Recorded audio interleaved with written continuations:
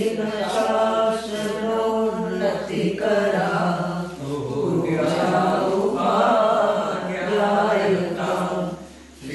सिद्धांत सुपाठका मुनिवरा रत्नत्रयाराधका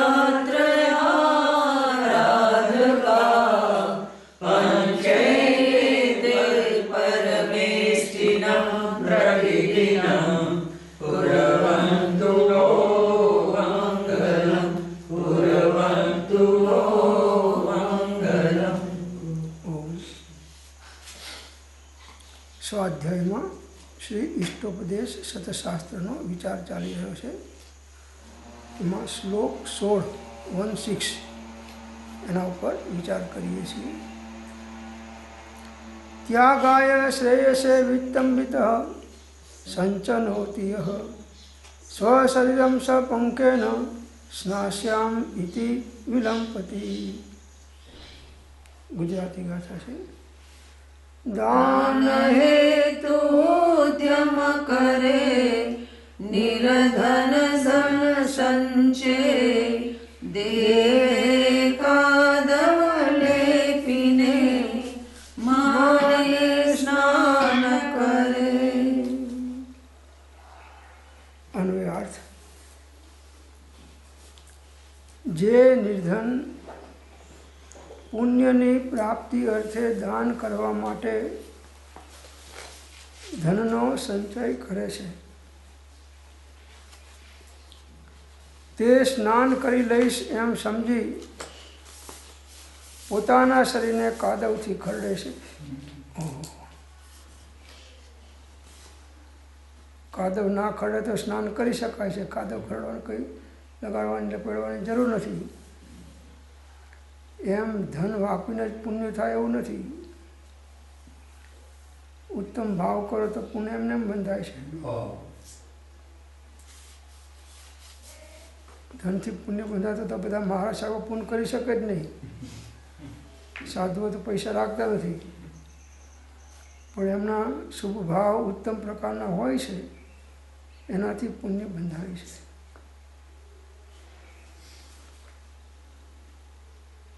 તો શરીર ચોખ્ખું રહે એના માટે પહેલાં કાદવથી સ્નાન કરો અને પછી ચોખ્ખું કરવું એ અજ્ઞાનીઓનું કર્તવ્ય છે।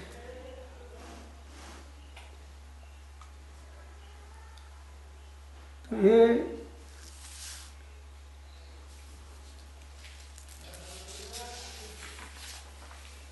ભાવાર્થમાં કહેશે હવે આગળ। પૂજા પાત્ર આદિમાં દાન ખર્ચ કરવાથી નવીન પુણ્યની પ્રાપ્તિ થશે અને પૂર્વોપાર્જિત તે પાપનો ક્ષય થશે એમ સમજી ધનહીન માણસ દાન માટે નોકરી ખેતી આદિ કાર્ય કરી ધન કમાય છે। તે માણસ સ્નાન કરી લઈશ એમ સમજીને પોતાના શરીર ઉપર કાદવ ચોપડનાર મૂર્ખ માણસ જેવો છે। પાત્રમાં દાન આપવા ધનનું દાન આપવા માટે હું કમાઉં છું, મારે તો કંઈ જરૂર નથી સાહેબ। આ તો પરમાર્થના કામ માટે હું કમાઉં છું, કુટુંબમાં મારે વાપરવું નથી, મારે દાન જ કરવાનું છે।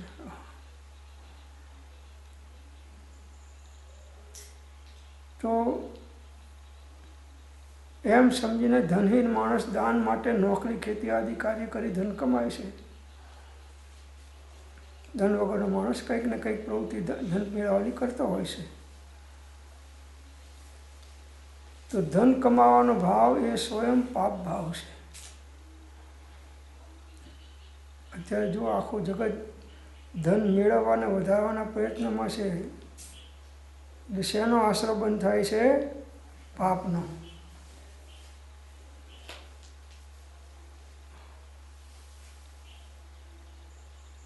પુણ્ય હોય તો ધન ગમે ત્યાંથી મળી જાય છે, ગમે ત્યાંથી આવી જાય છે, અને છતાં મહાપુરુષો એનો ત્યાગ કરીને નીકળી જાય છે। શાલીભદ્રને રોજની 99 પેટીઓ ઉપરથી આવતી, એવું પુણ્ય। અને છતાંય એને જ મૂકીને નીકળી ગયા.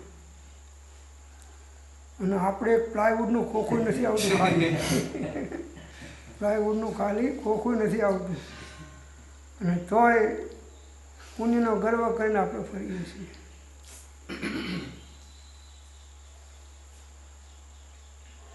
તો ધન કમાવાનો ભાવ છે એ સ્વયં પાપ ભાવ છે. પછી એ વ્યાજથી કમાતો હોય, મહેનત કરીને કમાતો હોય, નોકરી કરીને કમાતો હોય કે ખેતી કરીને કમાતો હોય, પણ ધનથી હું ધર્મ કરીશ તો ધર્મ ધનથી નથી થતો. ધર્મ તો શુદ્ધ ઉપયોગ દ્વારા શુદ્ધ ભાવથી થાય છે. તો એ લક્ષ્ય રાખી અને એ માણસ કેવો છે તો કે હું સ્નાન કરી લઈશ એમ સમજીને પોતાના શરીર ઉપર કાદવ ચોપડનાર મૂર્ખ માણસ જેવો છે. એટલે કાદવ ચોપડા વગર નાય થાય ચોખ્ખો થઈ એમાં કાદવ લગાડવાની જરૂર ક્યાં છે?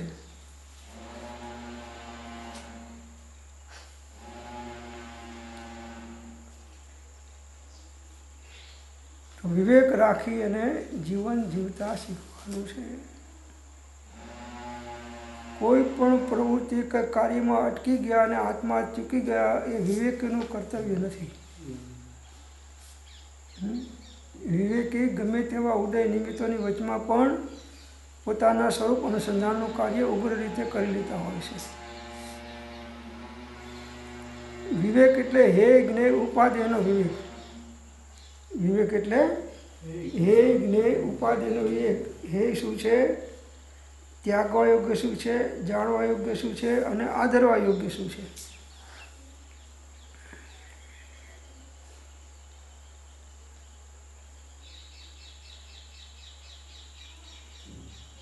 કેમ આટલા બધા શાસ્ત્રો વાંચો છો? કે સાહેબ કેવળ જ્ઞાન કરવા માટે શાસ્ત્રો વાંચીએ છીએ. એટલે કેવળ જ્ઞાન કરવા માટે તો શાસ્ત્રને મૂકવાનો હોય અને આત્માને પકડવાનો હોય. અને તું આત્માને પકડતો ને શાસ્ત્રને મૂકતો ને કેવળ જ્ઞાન ક્યાંથી કરવાનું છું?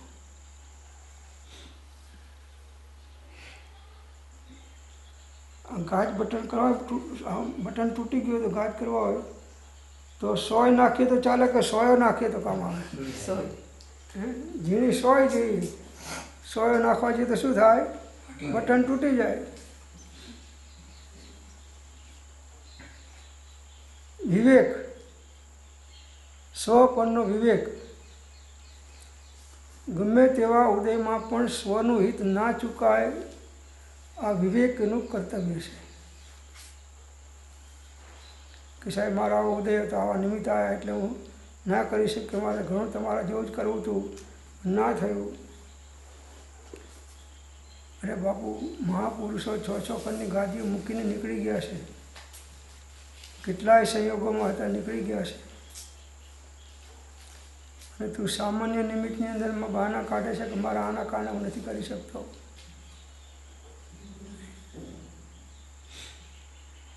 કરોડો ઉપાય કરીને પણ આત્માનું કલ્યાણ સાધી લો. પછી આવી યોગ્યતા અને આવી અનુકૂળ નિમિત્તો મળવા પરમ પરમ પરમ પરમ પરમ દુર્લભ છે.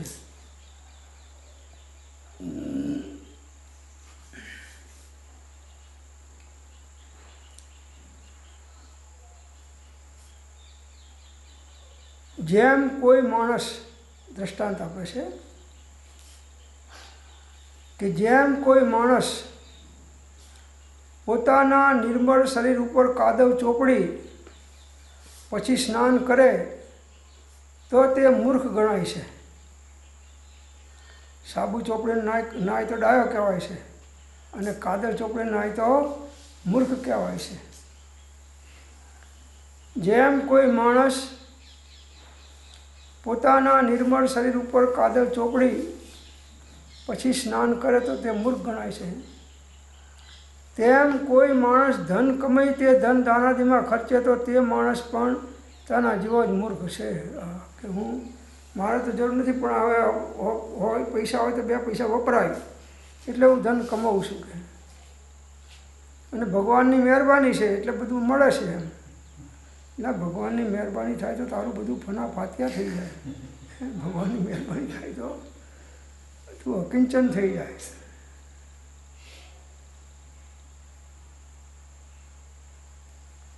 ધન કમાઈને દાન કરવું એ સારું છે, પણ દાન કરવા માટે ધર્મ કરું છું એ વાત ખોટી છે.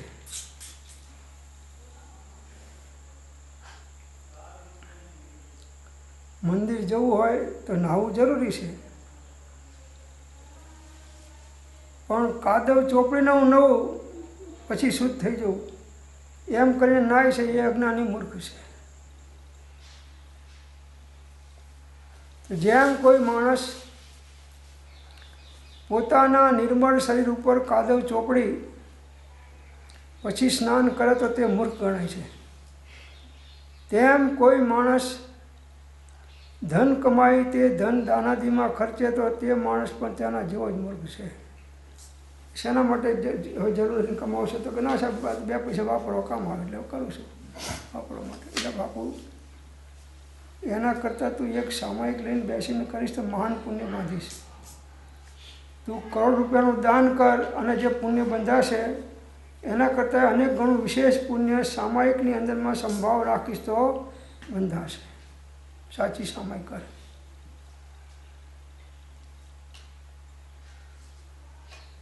સાહેબ એમ ઘર થોડા ચાલતા હોય સામાયિકમાં બેસીએ તો બધું ચાલે છે. અજગર કરે ન ચાકરી, પંછી કરે ન કામ, દાસ મલુકા ક્યાં ગયા, સબકા દાતા રામ. કીડીને કર્ણ અને હાથીને મણ મળી જાય છે.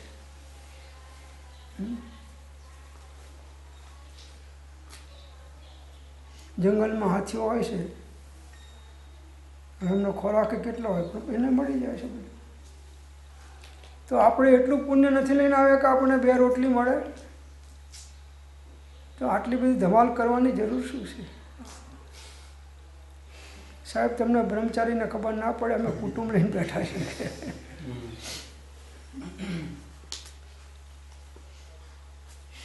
કુટુંબનો મોહ છે, કુટુંબ છોડવું નથી અને કુટુંબના ઓઠે કમાવાની વૃત્તિ છોડવી નથી જીવને.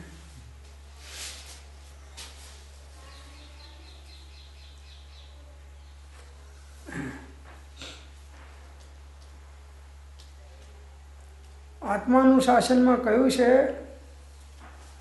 કે સત્પુરુષોની સંપત્તિ શુદ્ધ ધનથી એટલે ન્યાય ઉપાર્જિત ધનથી વધતી નથી. સત્પુરુષોની સંપત્તિ ન્યાય ઉપાર્જન કરવાથી વધતી નથી. નદીઓમાં કદી પણ સ્વચ્છ પાણીનું પૂર આવતું નથી.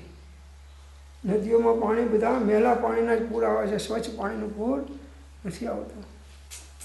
વરસાદ પડે એટલે બધા કચરા ભેગા થઈ નદીમાં જાય તો મેલા પાણીનું પૂર આવે. એમ અન્યાયથી ઉપાર્જિત કરેલ ધનથી ધનમાં ઘણો વધારો થાય છે એ માનવું અજ્ઞાન છે. અન્યાયથી ઉપાર્જિત ધનથી ધનમાં વધારો થાય એવું નથી.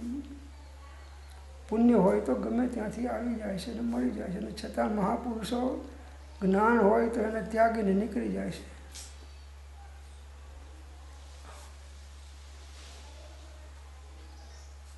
ધન તણું ધ્યાન તું અહો નિશયાદ રે, એ જતા રે અંતરાય મોટી. પાસ છે પીયું અલ્યા તેને નવ પરખ્યો, હાથથી બાજી ગઈ થયો રે ખોટી.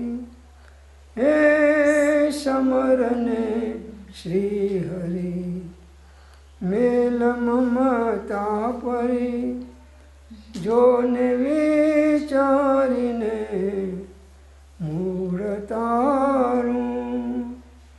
તું અલ્યા કોણને કોને વળગી રહ્યો, વગર સમજે કહે મારું માન. આ દેહ તમારી નથી તો ધન તો તમારું ક્યાંથી થશે પ્રભુ? આખું જગત ધન માન પાન ખાન મેળવવા આખી જિંદગી એમાં ને એમાં પસાર કરી નાખે છે અજ્ઞાનીઓ. બસ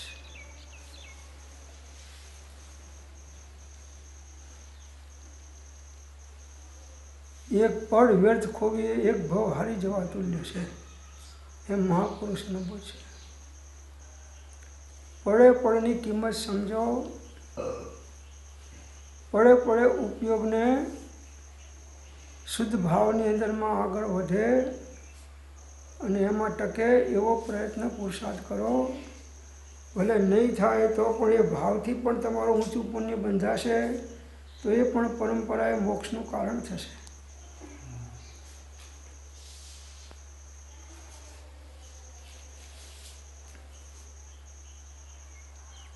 કે સાહેબ ધન કમાવું તો પછી ભલે પાપ થાય પણ દાન પછી દાનમાં વાપરું તો પુણ્ય બંધાય અને પુણ્યથી પાપનો નાશ થાય. આ એનો ભ્રમ છે. વગર પૈસા પુણ્ય બંધાય કે ના બંધાય? હા, પૈસાની જરૂર, પૈસાની કોઈ જરૂર નથી પુણ્ય બાંધવા માટે.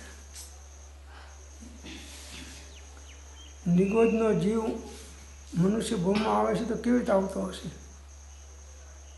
કોઈ પૈસો તો વાપરતો નથી, દાન પૂન કરતો નથી, મંદિરમાં જતો નથી, સેવા પૂજા કરતો નથી, રેશમી ધોતિયા પહેરતો નથી. કેટલી જોડો બદલી નાખી છે.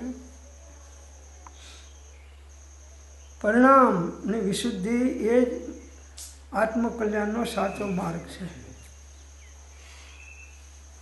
પરિણામોની વિશુદ્ધિ એ જ આત્મકલ્યાણનો સાચો મોક્ષ માર્ગ છે, સાચો શાંતિનો માર્ગ છે. ગમે તેવા ઉદયો હોય, નિમિત્તો હોય, સંયોગો હોય, મહાપુરુષો જ્ઞાનીઓ પોતાના ભાવને અશુદ્ધ થવા દેતા નથી, જાગૃત રાખે છે. જો જાગત હૈ સો પાવત હૈ અને જો સોવત હૈ સો ખોવત હૈ. જો જાગત હૈ સો પાવત હૈ અને જો સોવત હૈ તો ખોવત હૈ. જાગત એટલે આત્મામાં જાગે છે તે દુનિયાના કાર્યમાં ઊંઘે છે અને દુનિયાના કાર્યોમાં જાગે છે એ આત્મામાં ઊંઘે છે.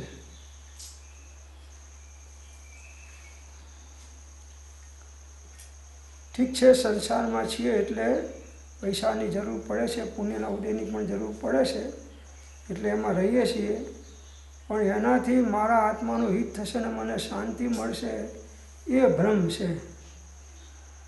પૈસો વાપરતો થાય પુણ્ય એવું નથી. અતિ નિર્જરતા વર્ણદામ ગ્રહો ભજીને ભગવાન ભવંત રહો. વગર પૈસા જે કર્મ નિર્જરા મુનિઓ કરે છે એવી કરોડો અબજો રૂપિયા વાપરીને શેઠિયાઓ એવું પુણ્ય બાંધી શકતા નથી કે કર્મ નિર્જરા કરી શકતા નથી.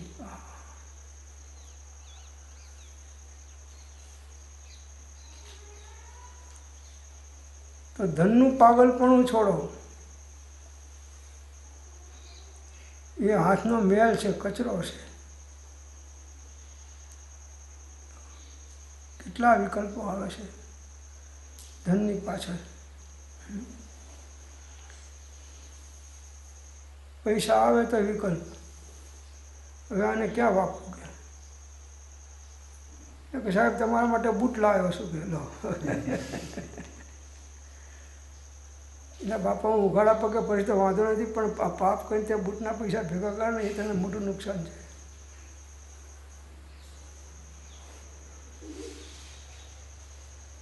પૈસાવાળા સુખી નથી, દુઃખી છે. મુકેશ અંબાણીના હૃદયમાં જઈને જુઓ કે સુખી છે કે દુઃખી છે.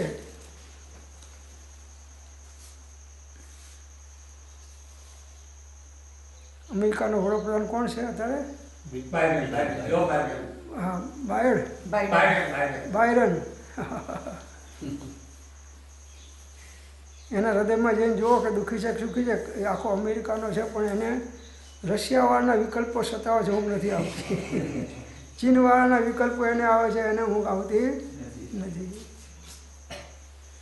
રાજે સરી તે નરકેસરી. બસ નરકેસરી નહીં, નરકમાં સરી જાય એવા.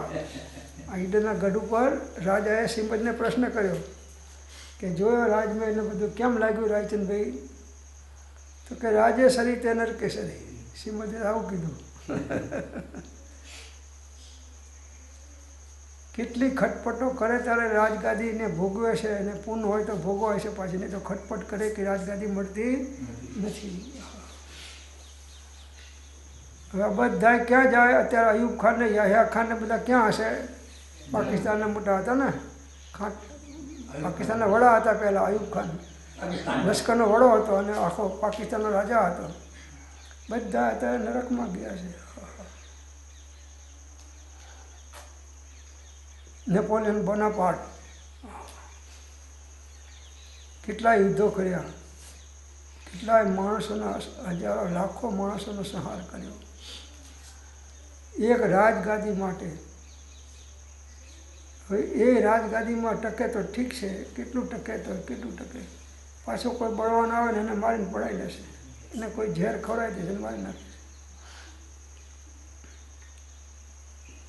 એટલે ક્યારે મૃત્યુ આવશે અને આ દેહ છોડવો પડશે નક્કી નથી. માટે ત્વરાથી આત્માના હિતનું કામ કરી લો. જગતના તમામ કાર્યોને સાપેક્ષપણે ગૌણ કરી નાખો. જો આત્માનું હિત કરવું હોય બીજો કોઈ ઉપાય નથી. સમયનો સદુપયોગ કરતા શીખશો તો પ્રયોજનભૂત સંસારમાં છે એ કાર્ય કરવા પડે છે, પણ બિન પ્રયોજનભૂત કાર્યોમાં જે આપણો સમય વેડફાઈ જાય છે એને આપણે બચાવી અને આત્મસાધના માટે, આત્માના કલ્યાણ માટે લગાડી શકીએ છીએ. વિવેક જોઈએ.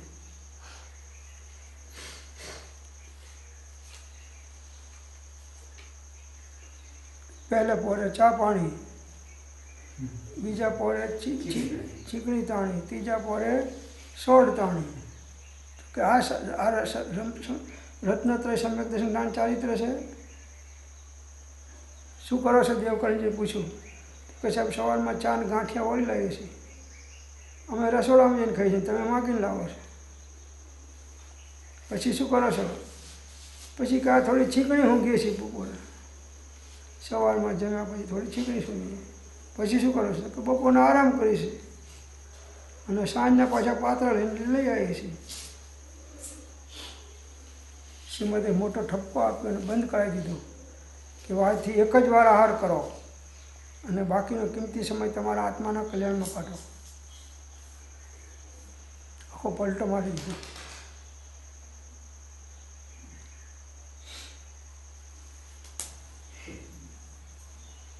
તો જેમ કોઈ માણસ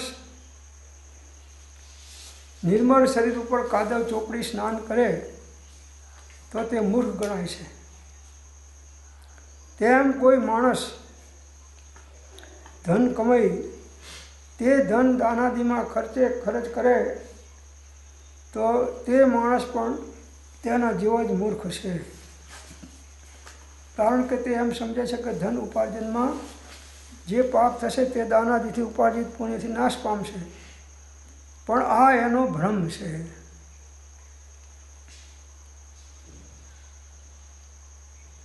एरण की चोरी करे और दिए 100 का दान, ऊपर चढ़कर देखता કે ક્યું ના આયા વિમાન. સ્વર્ગનું વિમાન કેમ ના આવ્યું મારા માટે?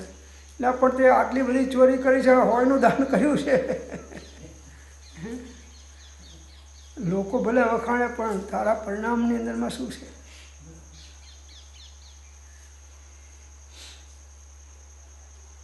કહે હું ટેક્સની ચોરી કરીને દાનમાં જ વાપરું છું, તો ચોરીનો ગુનો, અને દાનમાં અહંકાર કરે છે એ પાપ.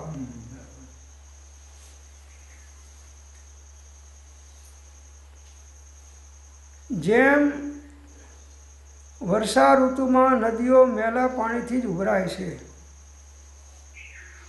ચોમાસામાં વરસાદ શરૂ થાય ત્યારે નદીઓમાં બધો કચરો, અમારા સાબરમતી ઉપર કચરાના ઢગલા પડ્યા હોય છે. પછી જ્યારે નદી આવે એટલે બધા ઢગલાને ટ્રેક્ટરથી મારી ધક્કો અને નદીમાં પતાવી દે છે. અને પેલા જનોઈ બદલવાવાળા પંડ્યાઓ એ નદીમાં નહીં અને જનોઈ બદલે છે કે અમે હવે પવિત્ર થઈ ગયા. બાપા આખા ગામનો કચરો આમ કાન ઉપરથી ઉતારે નહીં પાછા. દિગંબરોમાં બાંધે છે જનોઈ અને બામણો બાંધે છે. એ જનોઈ ચાવી બાંધવા કામ આવે. ચાવી બાંધવા એ જનોઈથી ચાવી સલામત રહે એટલું ખરું. તો જેવી રીતે વર્ષા ઋતુમાં નદીઓ મેલા પાણીથી જ ઉભરાય, બધા કચરા અંદરમાં ભેગા થાય એટલે મેલું થઈ જાય પાણી, તેમ પાપ ભાવથી ધનનું ઉપાર્જન થાય છે. સાહેબ અમે તો બેઠા બેઠા વ્યાજમાં કહીએ છીએ, એટલે બાપુ ત્યાં જ્યાં રોક્યા છે એને ઇન્વેસ્ટ કરીને એ શેમાં વાપરે છે એનું બધું તમને પાપ એનો હિસ્સો તો તમને ના મળે. કે સાહેબ બેંકમાં મૂક્યા છે મારામાં, પણ બેંકવાળા માછીમારોને આપે છે જાળો માટે પૈસા લોન આપે છે. હવે અનેક હિંસાના કારણે દવાઓ છાંટવાવાળાને પણ આપે છે, મોટા મોટા ફેક્ટરીવાળાને. એ બધો તમારો હિસ્સો કરો કે નહીં, ડાયરેક્ટ કે ઇનડાયરેક્ટ પણ હિસ્સો તો છે, એને બચતો પડે છે. શા માટે વ્યાજ ખાવ છો? જે છે એને થોડું થોડું વાપરતા જાઓ, જિંદગી જીવે ત્યાંથી પૂરું થઈ જશે. મૂકો બધી માથાકૂટ. અને ના પૂરું થાય અને પહેલાં પૂરું થઈ જાય તો દીક્ષા લઈ લેજો. તો અહીં જૈન દર્શનમાં તો બહુ સગવડ છે, ધર્મ લાભ કરવાનો, ખાલી પાત્રા લઈને જાઓ બધા ભરી દેશે.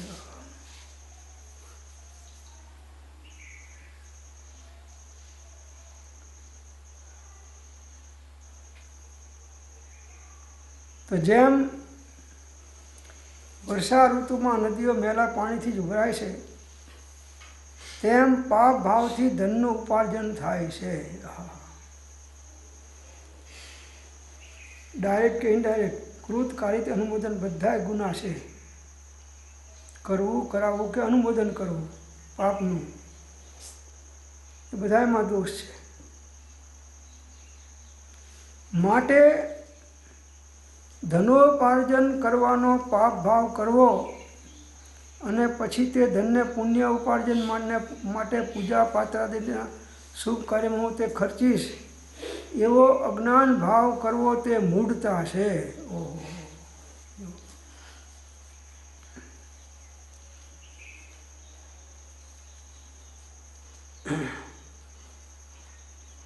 વર્ષા ઋતુમાં નદીઓ મેલા પાણીથી ઉભરાય અને વરસાદ પતી જાય પછી એ નદીઓ ચોખ્ખા પાણીથી આખી વહેતી વહેતી સમુદ્રમાં જાય. વર્ષાની બધે જ ના મેલ નાખ્યો હોય કચરો બધો નીકળી જાય છે. પાપ ભાવથી ધનનું ઉપાર્જન થાય છે. ધન ઉપાર્જન કરવાનો ભાવ જ પાપ ભાવ છે.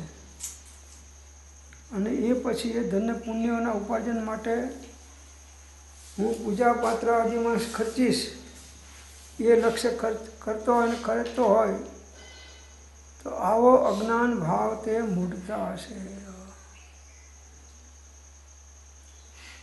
લક્ષ્મી અને અધિકાર વધતા શું વધ્યું એ તો કહો, શું કુટુંબ કે પરિવારથી વધવાપણું એ નય ગ્રહો, વધવાપણું સંસારનું નરદેહને હારી જવો, એનો વિચાર નહીં હો એક પળ તમને હો.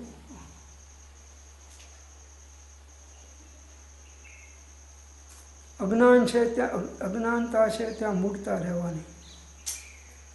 એને સાચો સદવિવેક પ્રગટ નહીં કરી શકે, કેમ કે એની એવી પાત્રતા યોગ્યતા નથી.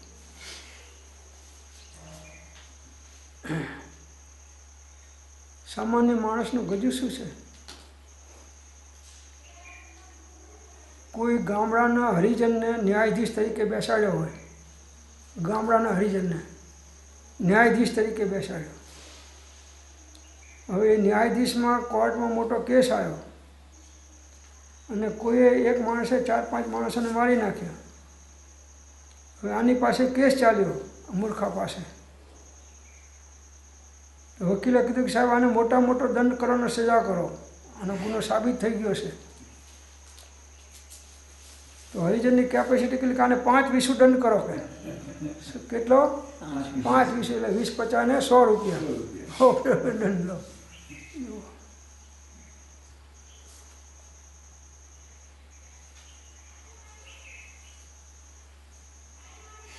તો અવિવેકી જીવ છે એ હંમેશા કંઈક ને કંઈક નિમિત્તોમાંથી આત્મહિત ચૂકી જાય છે. વિવેકી જીવ છે એ ગમે તેવા ઉદયની અંદરમાં પણ આત્માનું હિત કરી લે છે. વિવેકી જીવ છે એ ગમે તેવા ઉદયો નિમિત્તોની વચ્ચે રહીને પણ આત્માનું હિત, એ નિમિત્તનો વાંક નથી કાઢતો. ઉપાદાનનું બળ વધારી અને ભાવોની શુદ્ધિની વૃદ્ધિ કરે છે. એટલે મારે આવો ઉદય છે, આવા નિમિત્ત છે, સાહેબ ઘણું કરવું છે તમારે, જ્યાં હું ફકડ વિદ્યાર્થીને ફરું પણ આ નીકળી જાય ને એમાં શું પાછળવાનું શું કરે, ચિંતા કરે છે. એક માણસ સાધુ મહારાજ વારો આવ્યા તો એને જોઈને એના ભાવ પલટાઈ ગયા કે ઓહો, જિંદગી તો આ જ જીવે છે, સાધના તો આ જ કરે છે, મનુષ્ય આમનું સફળ છે. તો એ સાધુ તો નીકળી ગયા એક ગામથી બીજે જવા. તો આ માણસ પણ થયું કે આમની જોડે રહેવાથી આપણને લાભ છે, હવે આ ઘરમાં બધા પાપ બાંધીએ છીએ એના કરતાં એમની સાથે સાધુ થઈ જઈએ, એમના ભેગો એ થઈ ગયો. એટલે કે સાહેબ મને દીક્ષા આપો. કે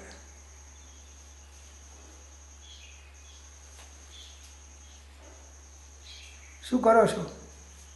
તો કે નવરો છું, ઘર છે નહીં, કમાતો નથી, અને છતાંય પહેલાંનું કમાયેલું છે નથી, ઘરનું ગુજરાન ચલાવું છું.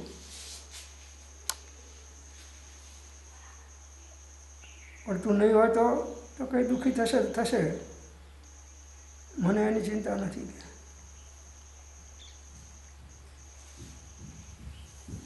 હું સમજુ છું કે હું નહીં કમાવાળો નહીં આપું તો દુઃખી જ થવાના છે, પણ મારે તો આત્માનું કલ્યાણ કરવું કે અમને પાછળ મારે દુઃખી થવું. તો કે એવું નથી, સૌને ભાગ્ય પ્રમાણે સૌને મળી રહેશે, તું ચિંતા ના છોડી દે બધી. પછી 1 મહિનો 2 મહિના થયા ને પાછું ઘર સાંભળ્યું એને કે સાલું મારા વગર છોકરાઓ જીવતા હશે કે મરી ગયા હશે, આ બધાનું મકાન રાખ્યું છે કે પના ફાટ્યા થઈ ગયું છે, બધું ઉજળ કરીને, કેમ કે કોઈ કમાવાવાળું નહોતું.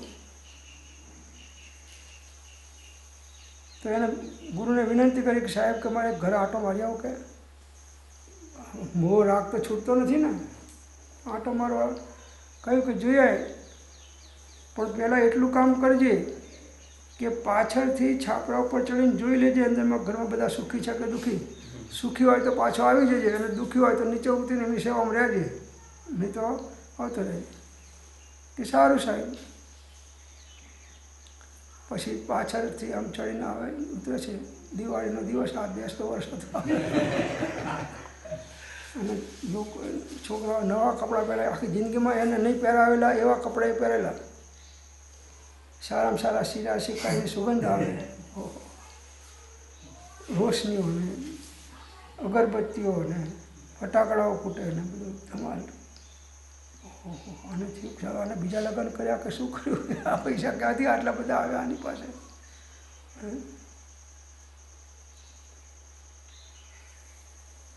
ત્યારે થયું ત્યારે આજ રસોઈ સારી બને, અહીં જમીને જ જવું, હવે પછી પાછો જતો રહીશ. તો એ છાપરા ઉપરથી કૂદીને નીચે આવ્યો.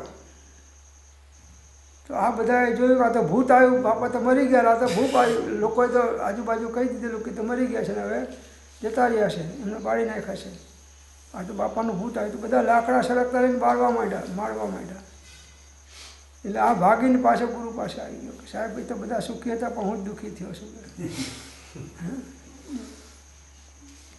તો દરેકના ભાગ્ય અનુસાર કીડીને કણને હાથીને મણ મળી જાય છે, અને જે મળે એમાં સંતોષ રાખીને જીવતા શીખવાનું છે. આત્માનું હિત ચૂકી જાય એ માણસ વિવેકી ના કહેવાય. જે માણસ આત્માનું હિત ચૂકી જાય કોઈ પણ નિમિત્તમાં ઉદયમાં આધીન થઈને તો વિવેકી ના કહેવાય. ગમે તેવા નિમિત્તોની વચમાં રહીને પણ આત્માનું હિત કરી લો. વિતરાગ ભાવની વૃદ્ધિ થાય એ જ વિવેક છે. વિતરાગ ભાવની વૃદ્ધિ થાય એ જ વિવેક છે. એના વિચાર વિવેકપૂર્વક શાંત ભાવે જો કર્યા તો સર્વ આત્મિક જ્ઞાનના સિદ્ધાંત તત્વ અનુભવ્યા.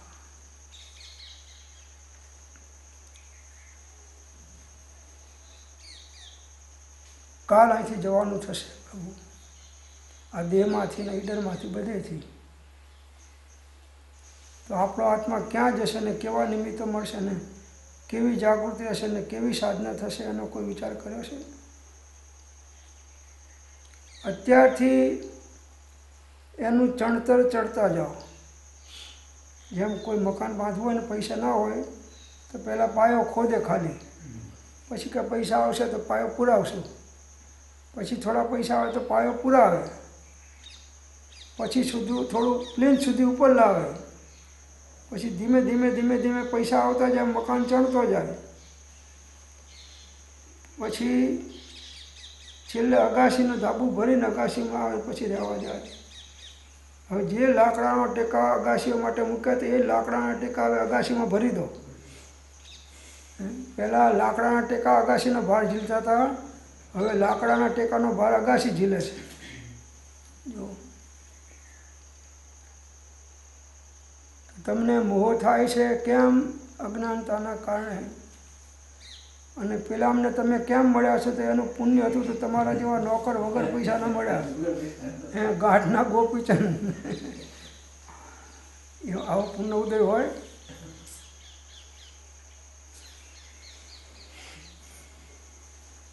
પૈસા ખિસ્સા કપડાં ટીંગાતા તો ખિસ્સામાંથી પૈસા કાઢી લે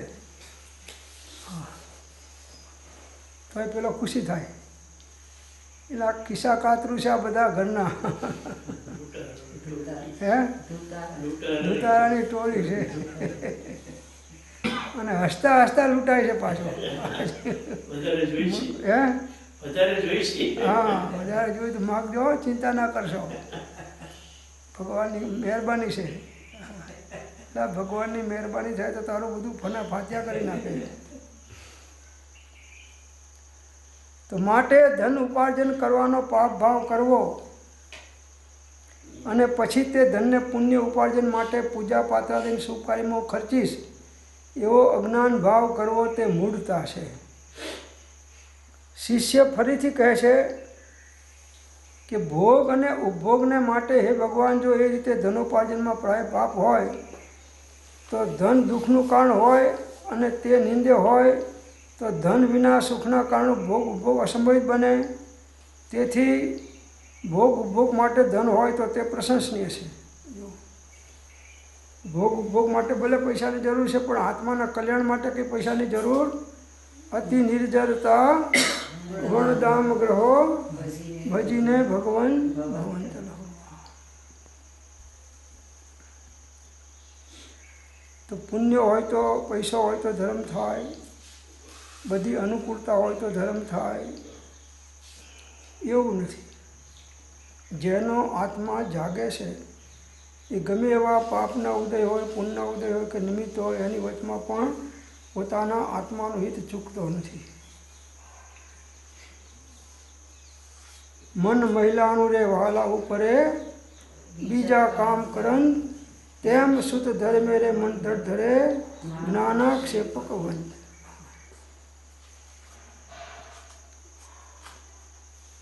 એક પળ વ્યર્થ ખોવી એક ભવ હારી જવા તુલ્ય છે. ચક્રવર્તીની સમસ્ત સંપત્તિ આપી દો તો પણ મનુષ્ય ભાવનો એક સમય આના કરતાં વધારે કિંમતી છે જો આત્મહિતમાં ગાળવામાં આવે તો, નહીં તો ફૂટી બદામનો પણ નથી, એમ જ્ઞાનીઓ કહે છે.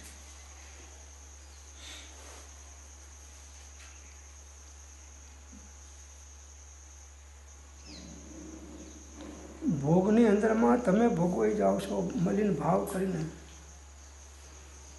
કોઈ પણ ભોગ ભોગવતા અજ્ઞાનીના મલિન ભાવ વિશેષપણે થયા વગર રહેતા નથી.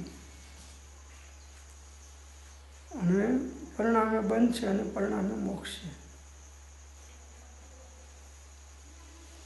તો ભોગ માટે ધન હોય એ પ્રશંસનીય નથી કે સાહેબ સારું સારું ખાવાનું મળે, પૈસા હોય તો મળે, એટલે અમે વગર પૈસે સારું સારું ખાઈએ છીએ.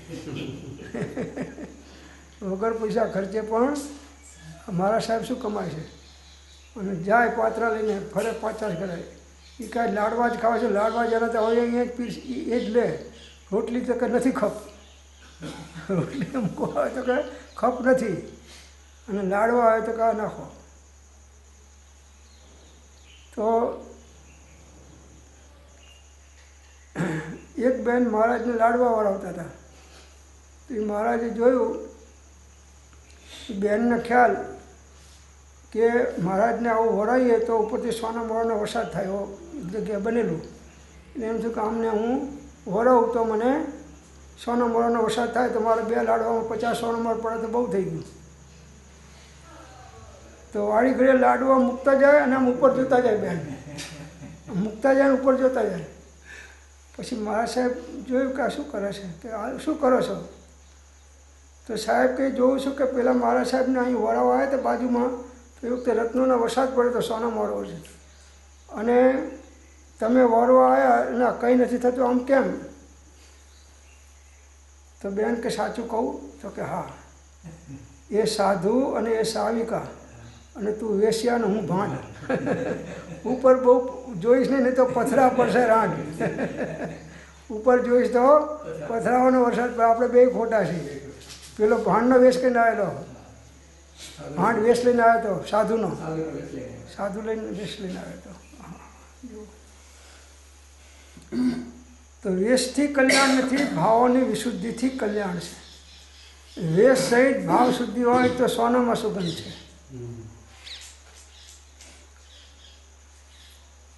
તો ભાવોની વિશુદ્ધિ વધારવી એ જ સાધના છે. ગમે તે ઉદય હોય, નિમિત્ત હોય, આપણા પ્રત્યે કોઈ ગમે તે અનુકૂળ પ્રતિકૂળ વર્તતું હોય તો પણ આપણે ભાવોની શુદ્ધિની આંચ આવવા દેવી નહીં. એ જ સાધકતાનું લક્ષણ છે, સાધનાનું લક્ષણ છે.